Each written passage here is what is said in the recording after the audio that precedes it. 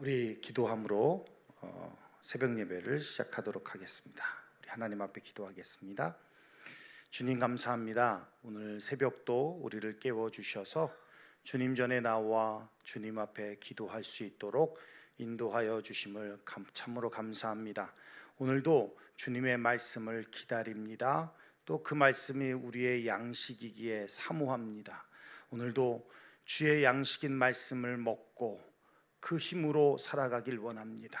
주님의 긍휼하심이 우리의 삶을 덮어주시고 오늘도 주님과 함께 동행함으로 주의 영광 위에 살아가는 저희들이 되게 해 주옵소서.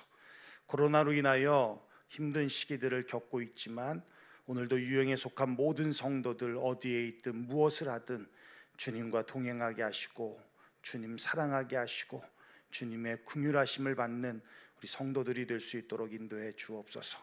교만이라는 거만이라는 것이 우리 몸에 우리 피 속에 흐르고 있다면 기꺼이 출혈시킬 수 있는 용기도 있게 해주셔서 높아지려 하는 마음 낮춰 주시고 겸손하게 주님 앞에 설 수 있는 저희들이 되게 해 주옵소서. 부족한 종이 주의 말씀을 증거할 때 종의 입술에 기름 부으시고 성령 충만함으로 증거하기에 부족함 없도록 이끌어 주옵소서. 모든 시종을 주님 앞에 의탁하며 예수님의 이름으로 간구하며 기도하옵나이다. 아멘. 자, 오늘 우리에게 주신 하나님의 말씀은요, 이사야서 14장 24절부터 32절까지인데요.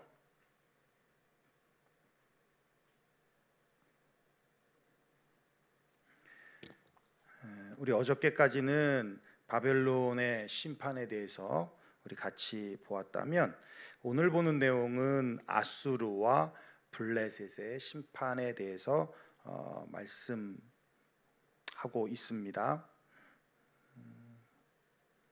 제가 24절부터 27절까지 먼저 읽도록 하겠습니다. 만군의 여호와께서 맹세하여 이르시되 내가 생각한 것이 반드시 되며 내가 경영한 것을 반드시 이루리라. 내가 아수르를 나의 땅에서 파하며 나의 산에서 그것을 짓밟으리니 그때에 그의 멍에가 이스라엘에게서 떠나고 그의 짐이 그들의 어깨에서 벗어질 것이라.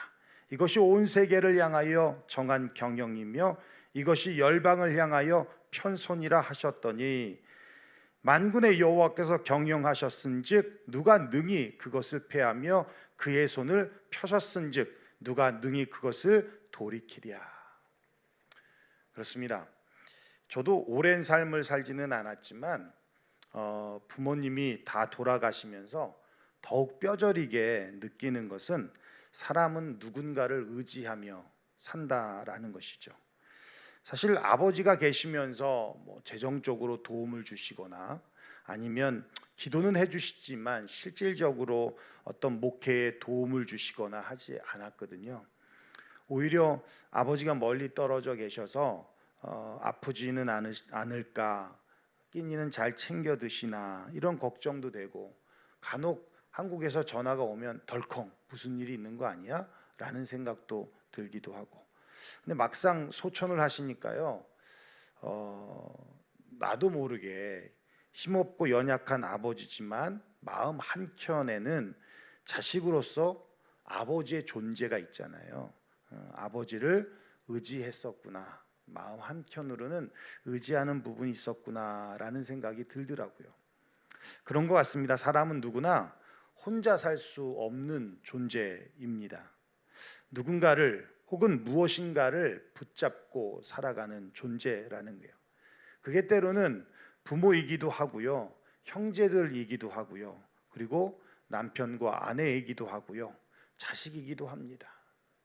그게 혹은 자신의 기술과 재능이기도 하고 또 벌어놓은 돈이기도 하고 명예와 권세이기도 합니다. 우리는 이런 관계로부터 사실 자유로울 수 없다는 것이죠. 그렇지만 성경은 끊임없이 말씀하고 있는데 하나님만 의지하라는 거예요. 하나님만 의지하라.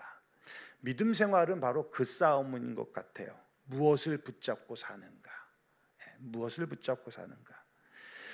그런데요, 부모님이 안 계시니까 하나님을 더 의지하게 되더라고요. 의지할 게 없어지잖아요, 점점. 그죠? 그러니까 하나님만 더 의지하게 되더라고요. 때론 인생을 살면서 주변의 사람들이 다 떠나고 고독한 시간이 찾아올 때가 있는데, 당시 그것은 엄청난 고통이고 때로는 불행이라고 생각이 들 수 있어도, 그때가 하나님만을 의지할 수 있는 기회의 시간이고 진짜 하나님을 믿기 시작할 수 있는 시간일 수 있다는 겁니다. 그래서 어떤 목사님이 그랬다잖아요. 어떤 집사님이, 여자 집사님이 재정적으로 너무 힘들어서 안 나오던 새벽에 나와서 울면서 막 기도를 하는 거예요. 하나님, 너무 힘듭니다. 어렵습니다. 하나님, 재정적으로 물질적으로 너무 힘듭니다. 어렵습니다. 그렇게 막 울면서 기도했더니 옆에 목사님이 앉아서 기도하면서 이러는 거예요. 하나님 아시죠? 조기도 들어주시면 저 집사님은 또 안 나옵니다. 아시죠? 뭐 그럴 것까지 있습니까? 그냥 참 얼마나 힘들면 그럴까라고 공감만 해주면 되는 거지. 기도 들으시고 안 들으시는 거는 하나님이 알아서 하시는 거죠. 그렇죠? 설령 그렇게 해서 물질을 채워줘서 안 나온다 한들 또 하나님이 어떤 작업을 하시겠죠. 꼭 그래야 되는가 생각도 드는데, 그렇게 아무튼 많은 사람들이 하나님을 의지하는 것 같아 보이는데 하나님을 통해서 다른 것을 의지하려고 구하고 있더라는 것이지. 오늘 본문이 바로 그 말씀을 하고 있어요.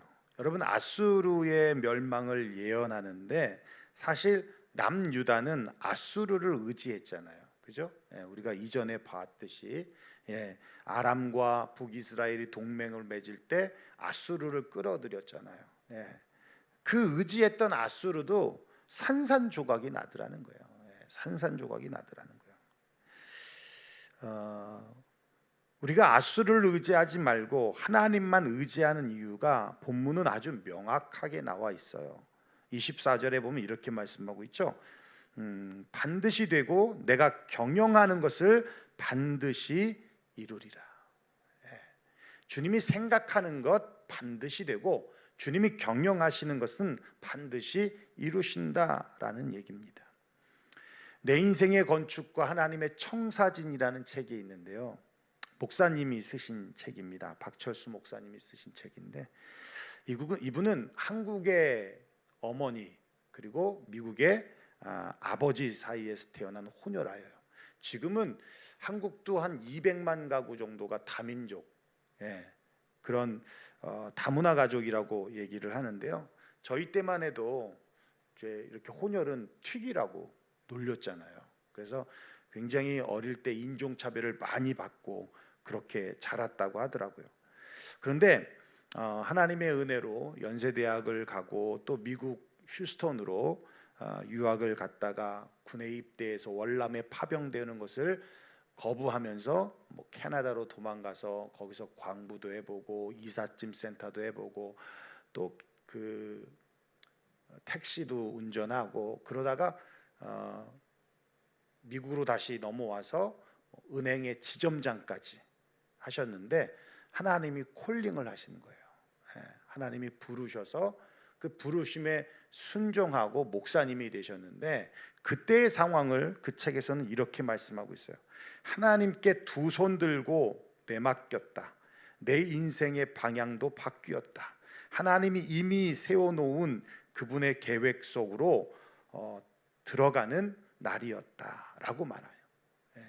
그러니까 하나님 앞에 모든 걸 다 내맡기고 그분의 말씀에 순종하고 갔더니 이제 그분의 계획 속에 들어가 있는 것 같더라는 것이죠.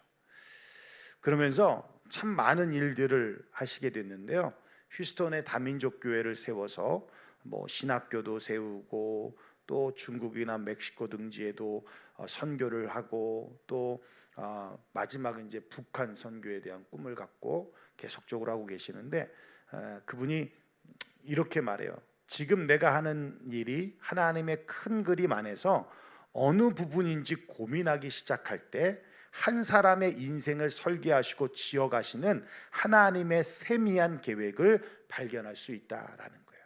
그러니까 우리가 지금 살아가는 지금의 현실, 또 지금의 이 순간도 하나님의 계획 속에 있는데 그 계획을 잊고 살아간다는 것이죠. 그런데 하나님이 지금 나를 인도하시고 하나님이 나를 이끄시고 있다라고 우리가 큰 그림 속에서 생각하게 될 때 지금 이 순간도 하나님의 어떤 인도하심인지를 우리는 찾고 발견할 수 있다는 겁니다. 그래서 헛된 시간이 하나도 없다라는 얘기예요. 헛된 시간이. 그렇습니다. 우리는 하나님의 손에서 벗어날 수 없습니다. 그분의 뜻은 반드시 이루어지고 있고 이루어집니다. 우리를 향한 계획도 마찬가지입니다.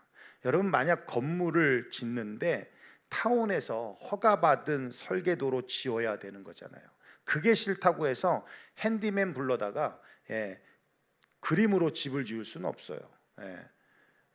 물론 핸디맨 데려다 놓고 집을 지으려면 짓겠죠.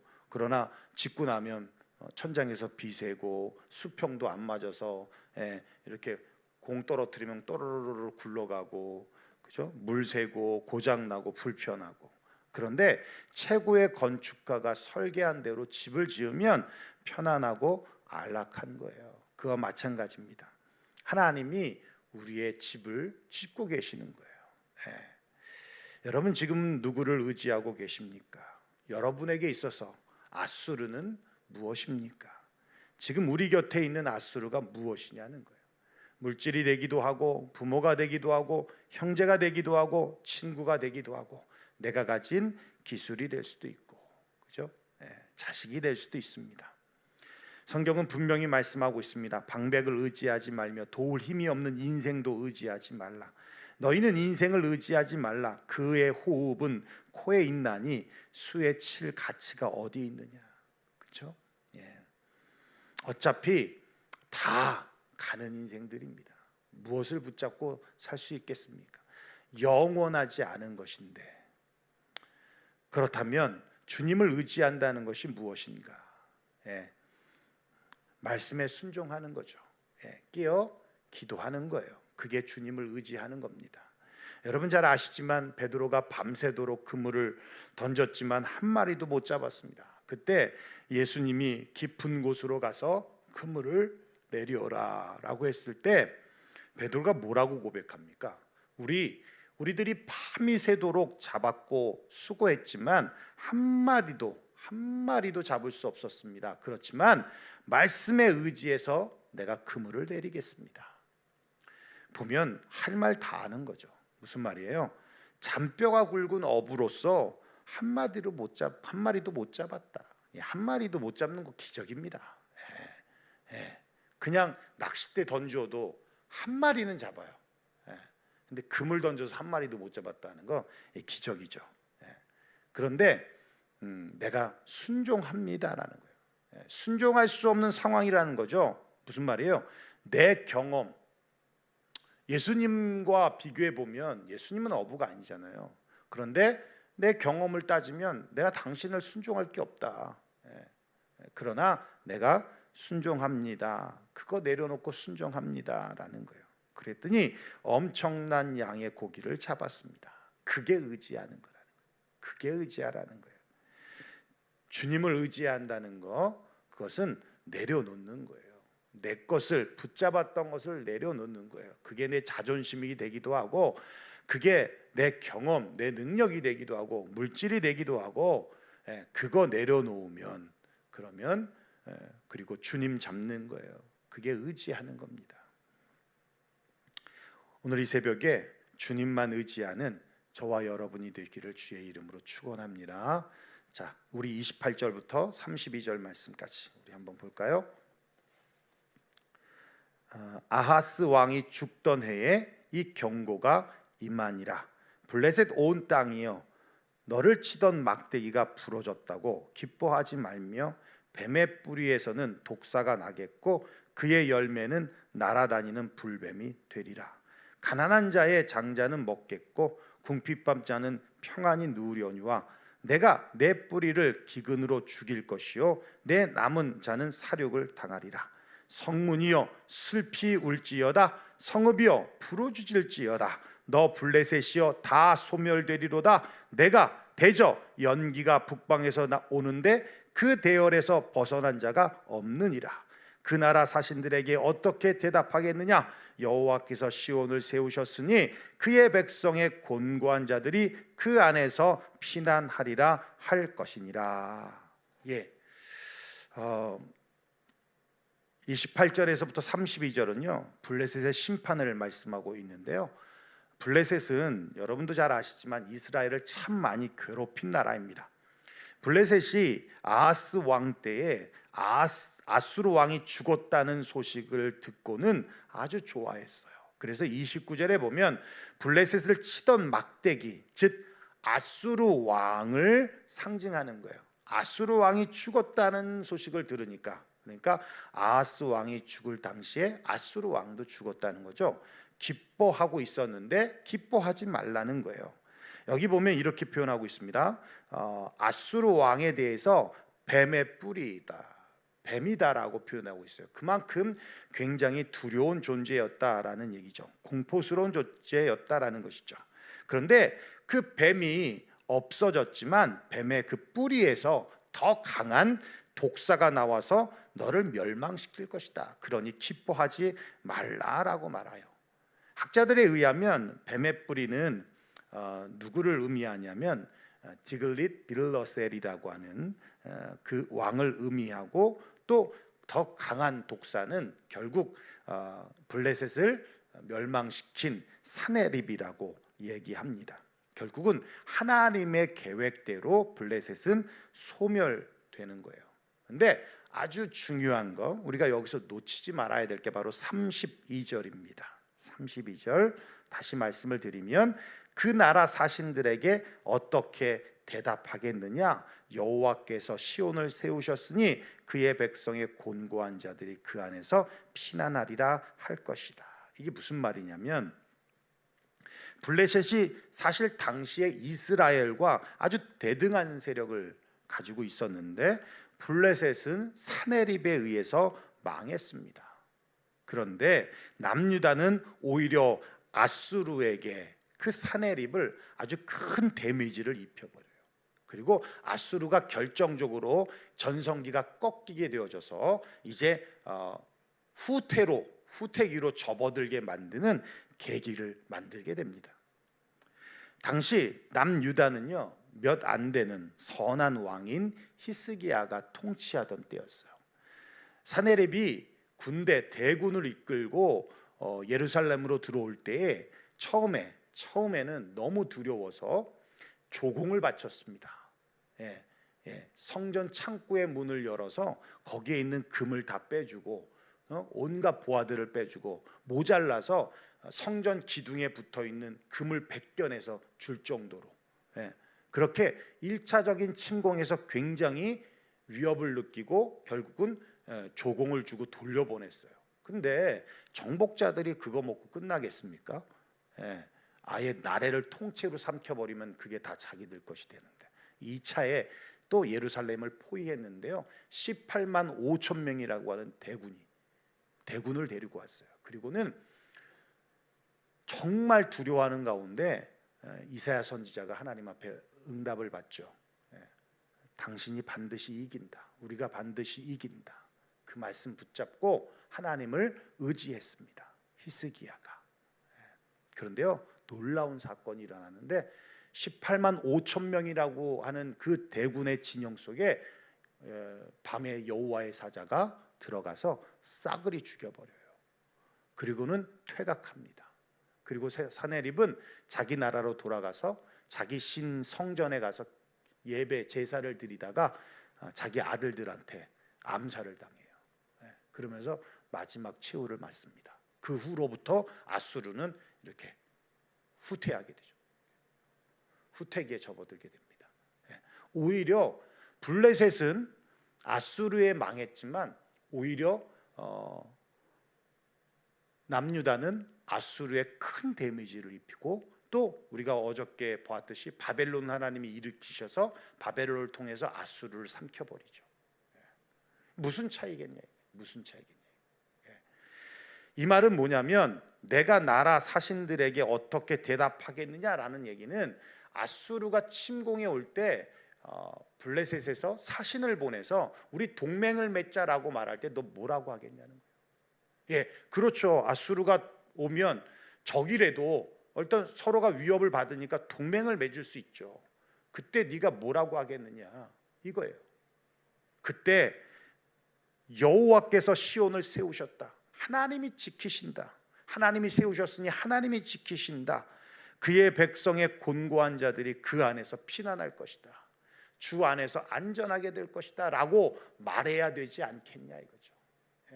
여호와를 의지하면 이길 수 있다라는 것을 말해야 되지 않겠냐 이거예요. 내민 손을 붙잡고 그래 우리 함께 버텨보자가 아니라 아수르와 블레셋과 타협하는 게 아니라 협상하는 게 아니라 하나님이 우리를 지키신다라고 말해야 되지 않겠냐라는 얘기입니다. 무슨 말입니까? 세상의 유혹 속에서도 세상과 타협하지 말란 얘기예요. 어떤 상황에도 하나님만 의지하라는 얘기입니다. 그러면 하나님이 반드시 지키시고 보호하신다는 얘기입니다. 여러분이 잘 아는 독립운동가 안중근 의사 아시죠? 하얼빈 역에서 이토 히로부미를 저격하고 6번의 공판 끝에 사형 판결을 받았어요. 그는 죽음을 코앞에 두고 태연히 웃으면서 사형 판결을 내린 판사에게 그렇게 말했다고요. 더 극심한 형은 없습니까? 나를 죽이는 게 끝입니까? 더 극심한 형은 없습니까? 근데 사실 자신이 정책을 오인했다라고만 말을 해도 사형을 면할 수 있었습니다. 얼마든지. 그런데 그는 이렇게 말해요. 당당하게. 내가 그를 살해함에 있어서 실로 목적이 있었거늘 어찌 정책을 오인했다라고 말하겠느냐 하면서 거절을 합니다. 그래서 결국은 사형 판결을 받았어요. 근데요, 아들의 사형 선고를 받았다는 소식을 들인 조마리아 여사는요, 직접 아들의 수의를 만들어서 보냅니다. 그러면서 이런 메시지를 줘요. 옳은 일을 하고 받은 형이니 비겁하게 삶을 구걸하지 말고 대의를 위하여 죽는 것이 이 어미에게 효도하는 것이다. 야, 대단하지 않습니까? 자식이 죽는다는데 참 가슴 아프지 않을 부모가 어디 있겠습니까? 그런데 대의를 위해서 죽는 것이라면 그게 엄마한테 효도하는 것이다. 구걸하지 않았다는 얘기죠. 목숨을 구걸하지 않았다는 겁니다. 타협하지 않았다는 얘기입니다. 우리의 믿음도 이와 같은 기계와 절개가 있어야 할 줄로 믿습니다. 어떤 상황에도 변하지 않는, 어떤 상황에도 바뀌지 않는, 어떤 상황에도 하나님의 말씀에 꼿꼿이 서는, 그 말씀을 꿋꿋이 지키는 그 모습이 우리에게 필요하다는 것이죠. 오늘도 세상과 타협하지 말고 주님의 말씀을 올곧이 지키며 주님 의지하고 주님만 바라보며 살아가는 저와 여러분 되시기를 주의 이름으로 축원합니다. 기도하겠습니다.